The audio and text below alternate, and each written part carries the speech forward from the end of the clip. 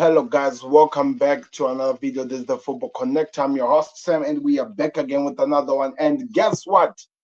Back-to-back finalists. England are in the final. They are going to Dublin. It's gonna be that, or is it Berlin? I think it's Berlin. I don't want to make a mistake of that. So I'm really excited to go over the game today. I want to know your thoughts in the comment section. What did you think of the game? Did the referee actually decide this game for England versus Netherlands? Because all the pundits, all the people that I can see who are supporting Netherlands, all of them are shouting that this was a masterclass from the referee. He is the decision maker. They're blaming him for what actually happened in this game. So I'm really curious. I want to hear from you. Who decided today's game? Was it actually the players of England, or was it the referee? Because all those questions need some answers. So hello guys, if you're joining us, welcome back to the Connect. My name is Sam, and I'm gonna be trying to make sense of what we just seen between England and Netherlands and understand what happens, because some team is now back-to-back finalist and the other team goes back home in a game that you really feel hard done. Because when they look at the game, I think we can all agree that England gave it their all as well as Netherlands. But one thing I can tell you, after the goal which was scored, the first goal which was scored by Netherlands, they literally disappeared from the game and they never came back. I wondered, was it because England became so good, or the fact that they just could not get their formations together? They just could not do what they done in the first part of the game to try and actually affect. Or is it because Denzel Free got a yellow card earlier into the game, so he wasn't that ruthless we are used to seeing him doing, helping up the team to go forward? Or is it because people have not really been facing facts, but the players like Virgil van Dijk, Nathan Aki, they really have not performed to the level we have come to know them in the Premier League when it comes to Liverpool and Manchester City? Because all we have seen today, it's a Netherlands which did not really perform like they did the first time we watched them. They were playing so good, I'm not denying that, but they were not really being lethal like we are used to seeing them. They were not doing enough like what we know them they can do. And that, for me, I felt like it could be one of the reasons that let them down. But let's talk about it's coming home and stuff like that. Let's talk about England.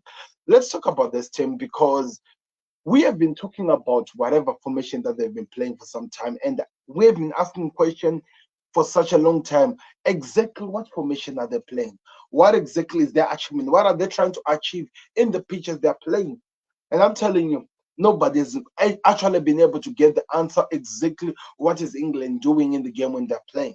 But one thing that we can all agree on, I felt like for the first time watching this game, the back three was actually working. And as much as we tried to throw shades at Southgate and stuff like that, because I know he's really led by the media, whatever the media decides he does. He is a manager who sometimes, when he puts some trust in you, he can really push out to the end. Look at what he did with Kieran Trippier. He has been believing him that as much as he's not really good, he cannot play as a left back. So let's try to make him play as a left wing back, a bit far away from where the decision are made. Make Gay part of the back three that has been formed, which is Kyle Walker, Gay, and as well in the middle, John Stone. Something that actually I can tell you has really been well, because I don't think Netherlands had a chance actually in the 18 area of England, which was not either a cross or something like that. They had to hit from outside, and that Simo goal, I'm telling you, that Javi Simo goal, it's gonna be one of those goals that are gonna be talked about in the tournament, as some contenders of goal of the tournament, because that was an amazing goal. But I think you can see, like, what I'm trying to tell you here. There is this thing with this England team, and I felt like as much as it took time for Southgate to get there, he got to learn whatever his craft he was trying to show us in the tournament, and now he's trying to implement what he has been learning, and I think it's actually producing results, to be honest, because they did not play so well. We can all be honest about that. They do not even deserve to be where they are, but they have been improving game after game. There were terrible games. Now it seems like there is a level of consistency, which now we are seeing from this England team, and it's helping them a lot. It's really, really helping them a lot in terms of how they are now performing, what we are seeing from the players, how the likes of Harry Kane are maybe somehow coming to life. They're showing us something different. I know he was not really that influential as we expected them to be, but I can tell you he was way much better than he has been in the past games which have passed. I'm sorry, I'm trying to remove something that is disturbing my stream here. So, because of that, we were able to see something amazing. We were able to see at least pressure which was not actually useless, even though it was not leading into goals we were expecting. We were able to see some good back to passes which were helping the team, which were showing that there is a direction. They are trying to achieve something at the end of the day, which we are all asking for. We needed England to show us that they can play football. We have not seen this.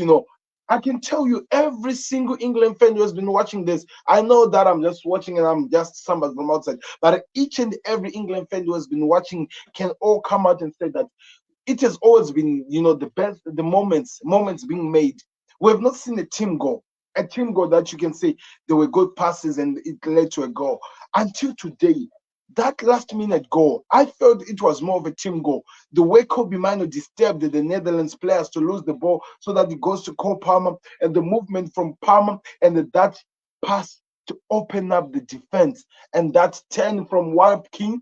I'm telling you, it's amazing. And funny enough, Ollie Watkins just came out on live television and he said he told Cole Palmer earlier that day, today, that you are gonna pass me a goal, you're gonna pass me, and I'm going to score from your chance. You're gonna be the assist, and exactly that's what happened. That's what happened. That tells you the chemistry between this thing. And maybe we might not want to really give credit to Southgate, but maybe that gives us an idea of how he wants to implement in the games, how he feels like the last minute chances or last minute subs that he puts are actually bringing players with so much to offer in the game, and they have so much energy to give, and it's helping. I'm not saying that they is good. I'm not actually saying that this England team is good. I'm literally saying that what they are doing and how they are working it on, it's really been effective and it's really helping what they are actually achieving. And today we are here. We are talking about them in the final, back to back. Let's talk about the back to back part now, because I think it's really important.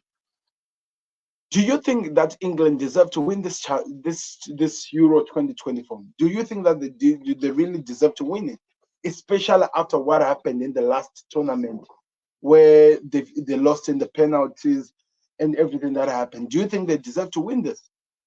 I want to hear that from you. Let me know in the comment section. Do you think they deserve it, or maybe they are getting there but they're not yet there? And because if we are being really honest, really being honest on this tournament, the team that has been playing so well, the team that actually deserved to get this is actually Spain. And we are looking at it and we're like, okay, any other team that comes after this, they don't even deserve to go anywhere. But look at it. Spain have gone in this tournament, played all 6 games, and they've won all of them. And now they're in the final. If they win this game, they're literally winning this final without losing a game. I've never seen a Spain-England final. Have you? Because England don't get into these positions. They don't get it. It's only in the last 2 seasons under Gareth Southgate, who, by the way, people have been calling Scrubgate, especially in the beginning of the tournament. It's all under him when they're actually able to get to this point. Because what this guy has really been doing, he actually brought this team together, even though it's not perfect, it's more defensive. His teams are all defensive minded. I'm telling you, Gareth Southgate can never survive as a manager in the Premier League. I don't think he has what it takes. I don't think he takes those. I don't think he's one person who's willing to risk it in the game for the greater good of the team or for the greater good of the results. He's the guy who's gonna keep it play. He's gonna play it safe. And if you watch it today, especially in the last minute of today's game, it felt like it. It felt like the fans were just hoping, they were literally holding on to anything. I'm sure some people were literally holding on Bibles. Some people in the pitch were literally holding, they're calling them lucky babies, kissing them, hoping that there is a miracle. And that miracle came into the England side. And to be honest, when I'm giving my full assessment over the game, you actually have to look at it and say that I don't really think Netherlands deserve to lose either, because in terms of how they performed in this tournament and the way they performed today, especially in this match, they literally deserved to be where they were. They were good. In the moments that they needed to be perfect, they were good. And they got into the last point. And in the point when it matters, they just could not deliver the last nail in the coffin. And I really feel sorry for them. I really feel sorry for them. But we're gonna be looking at some of the things that we're gonna be looking at, and it's offered by Who Scored, where we look a bit into the tactics of the game and how the thing came out to be, and how maybe somehow some of the decisions which were made helped this England team to actually get to where they are. But by the way, congratulations to Ollie Watkins. It's not been easy, especially playing in a system or with a manager who never allows any he never allows his starting lineup to change. If he trusts you, you're not going out. And that has been his go ahead. That's what he has been doing the whole entire tournament, coming out and he's scoring again. And he's not the first one. We saw that actually happening with Tony with the penalties in the last match. Today it happened again. So some decisive moments. These teams are stepping up and they're really delivering. And I think they deserve so much. The players more than the manager. They deserve more because when it matters the most, they're actually showing up. They're giving fans something to smile about. I'm sure everyone in England right now, they're celebrating. They now believe that they can do something. We saw the Spain performance. We saw what it was like with the likes of Lama or Yamal and all the players who are performing. But look, we are here now talking about this England team that, of course, defensively they're stable. They've been doing so well. Pickford, some amazing saves. By the way, he pulled out an amazing save after that Van Dijk kick that he did in the 18 area. That was an amazing save, which actually literally saved England, and they survived. And they were able to go forward. And in the last minute, when it mattered, when they needed, they called out from the bench. And the players that came in offered something new, and the team has been won. There are players that I'm gonna shout out to, and I think it only makes sense when I shout them out, looking at what I'm gonna be talking about here. Look at this, people. I need you to look at this because I think it's really, really important that we analyze players like Kobe Mino. I know in terms of the stats, in terms of how much they were not really shining, but Kobe Mino for me, I feel like he is the perfect partner to Rice in the game. The reason why I think that is because I actually feel like England are functional when they have a holding player who can create some special magic around and actually be able to be influential going forward. And that's exactly what Kobe Mino has been. And I felt like today, especially, it took time for him to show what he was able to do. But in today's match, he grew into the game. He grew and he was controlling the game. He did everything that he needed to do, and it was all decisive. It led this team to actually win in the end, and they are celebrating because of players like him. Pickford, Saka, who actually was good, Bellingham and Foden. Bellingham today he was in the match. We have been complaining about him not performing well, and you can even see with the stats, he was in the match, and I think he was pivotal to help this team to actually get themselves to where they are right now.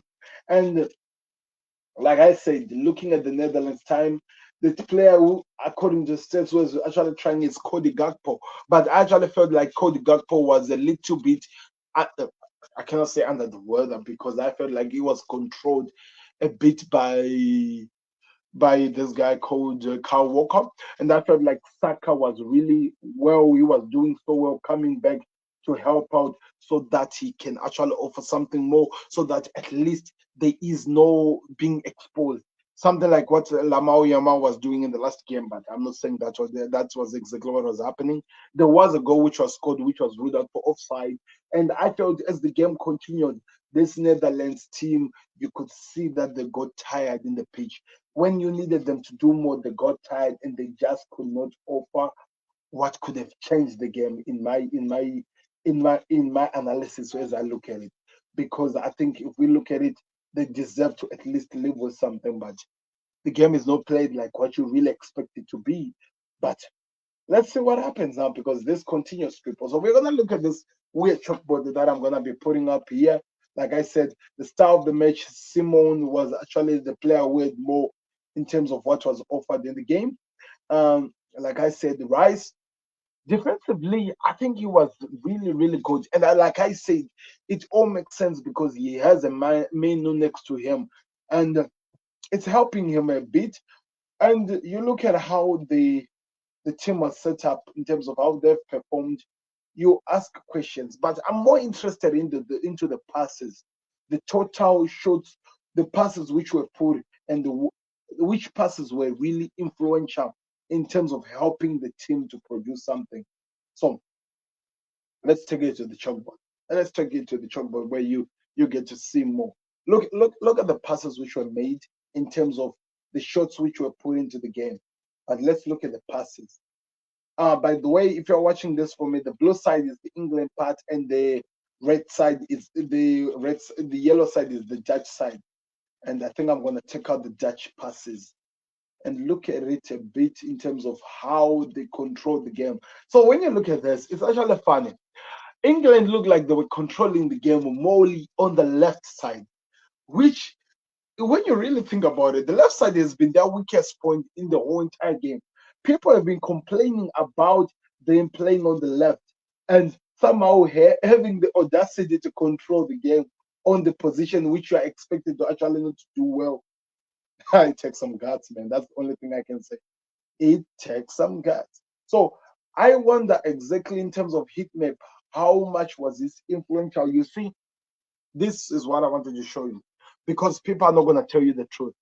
I told you that in terms of position, in terms of controlling the game, I felt like England had more of the control of the game and they caused chaos on this thing. And I felt like because of the early goal that the Netherlands scored, they decided to sit back.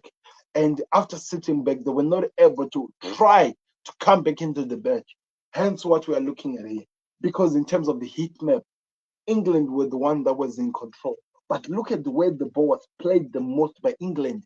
They played more in the on the other side, in the opponent side of the Dutch, and on the left side, like I'm saying, the side which I've been saying the weak side. That's where they were comfortable to play the game. Because you know why was that possible? Because of Jude Bellingham.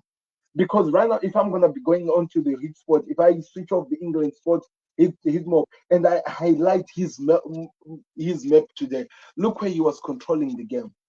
Look where he was controlling the game, as well as Harry Kane, because I felt like today he was dropping in the same position. It's all showing in the same spot where I'm highlighting.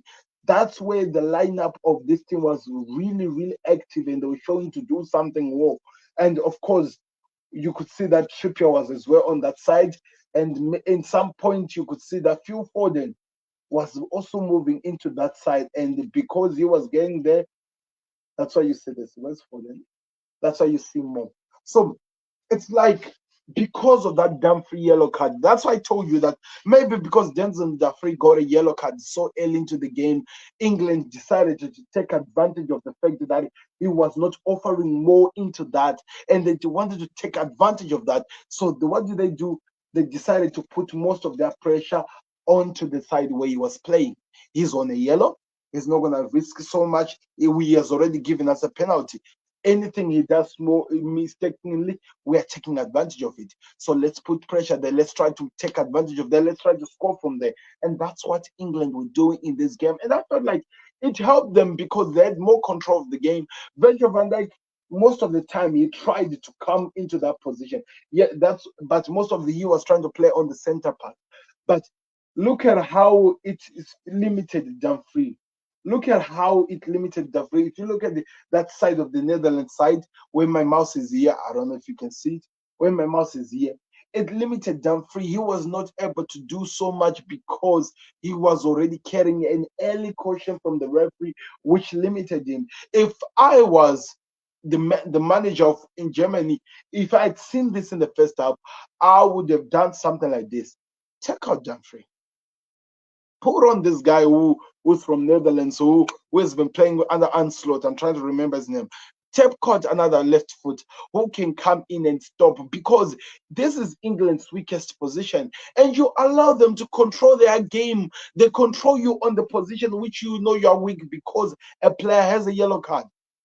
I felt like that's where I really felt like they lost it.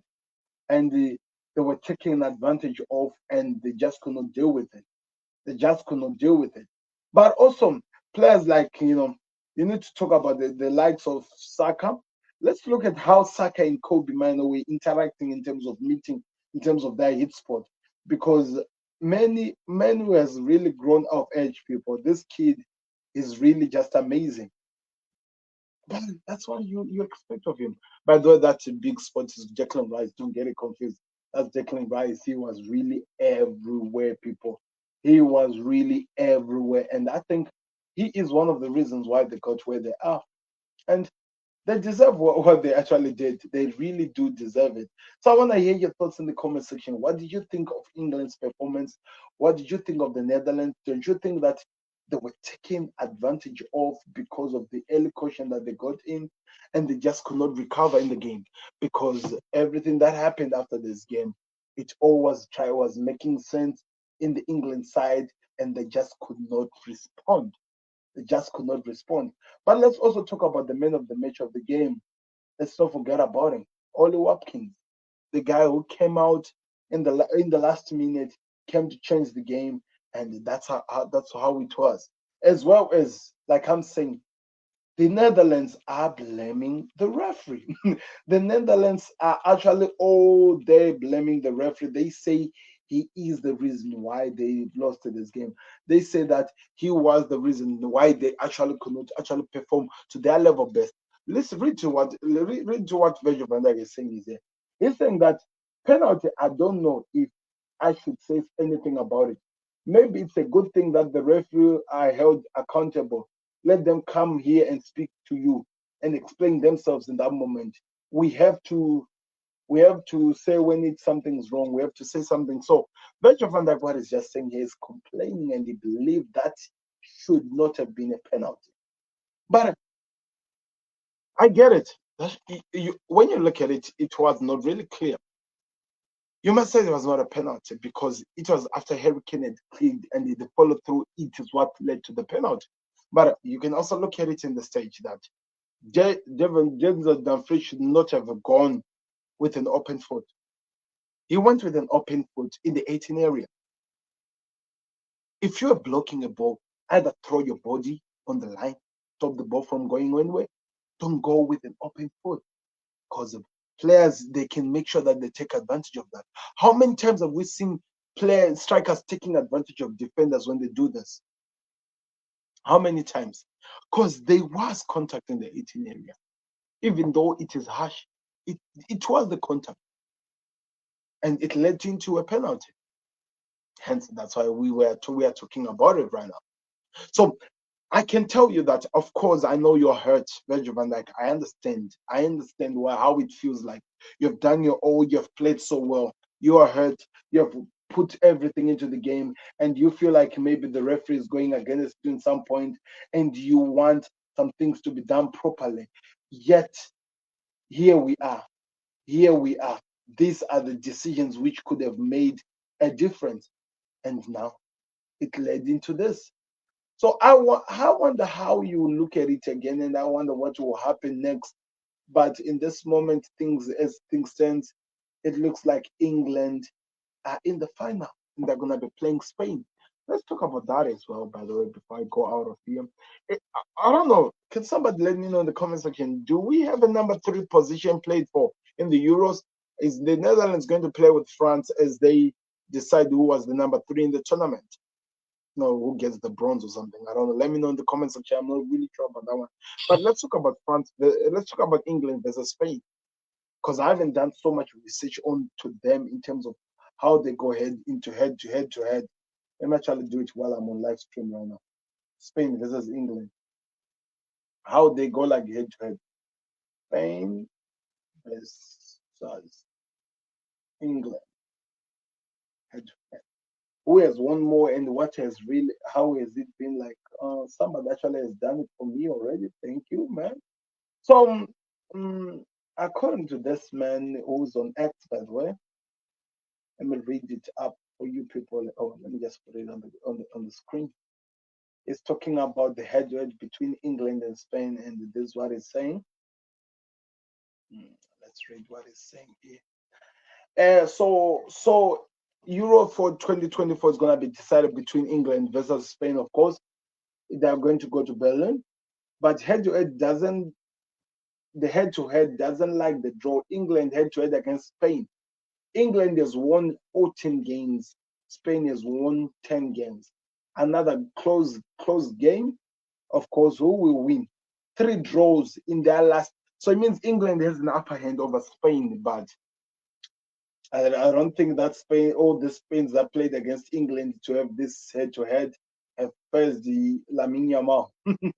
I'm just saying because I feel like this kid has been one of those best performers of the tournament. I don't think he's faced Lamine Yamal, to be honest. But one thing I can tell you, it's going to be a good final. And if football is going to win on this day, I actually want to see Spain win this tournament. But also sentimental-wise, looking at what happened last time, looking at the fact that England have gone into the final for the second time in a row, you'd say like that, for these guys who keep singing this song, It's Coming Home, can it really start coming home for a change? Can we give them something to smile about and say that it's really coming home? Because they have really done everything they could. Maybe this is the season where Gareth Southgate pull out one of the head. Or maybe this is the season where we get to see a star who's born and come in and run the show. These young kids have been amazing. I can't wait to see how Nico Williams deal with Walker. I'm curious about the Gay and the Yamal or Trippier as well. What's going to happen on that other side? Unless Luke Shaw is coming back into the match. So there is some excitement over the Spain versus England game. There is some excitement because you can see the weaknesses of England, and somehow we've been talking about these weaknesses for some time, and yet no team has taken advantage of them. They do score, but England have been known now in this tournament that they allow a goal to go first and they come back in the game. So it's looking like it's gonna be one of those games that Spain are gonna play so well in terms of tiki-taka football, but in terms of controlling, in terms of taking advantage of that, in terms of defensive, they've just literally broken another defensive team in France. Can they do that again with England? But England, they're different with France. France don't want to score goals. England, they've actually strikers who are not playing good, but they are literally scoring goals. So it gives so many angles into this. You look at it in different ways. How can this be one of the greatest finals we are going to have to watch on Sunday? I have no idea. But I'm excited either way. I'm excited because this has been a weird tournament. We talked about it in terms of playing quality, in terms of quality of other Euros I've watched. This is the lowest I've seen. And the fact that we are here now, the fact that it's just very, very close. England can just get this, or Spain can just get this. It just makes it so exciting. So I want to know your thoughts in the comment section. What do you think of the performance of England? And do you think the referees are the reason why England went through to the finals? Because the Netherlands supporters believe so. Let me know your thoughts in the comment section. Do me a favor, if you're still with us, click the like button. Go check all the videos that we do on the Connect. We did an analysis of this as well on the Connect YouTube page, so I would advise that you go check it out as well. It's an amazing time, people. We are really excited over how this is becoming so exciting. We're going to be doing more live streams here as we are building up to the new season. The Euros are coming to an end. They're literally 1 game away or 2 games away for them to be over, but we've seen it all here, people. So do me a favor, like button, subscribe to the Connect. If you click the link that is there in the description, I'll see you on another one. We are out. Peace. See you on the other side of the corner. Bye, peace. Beats the goalkeeper. You're just lost for words. He is just brilliant. Georgie Best, Diego Maradona.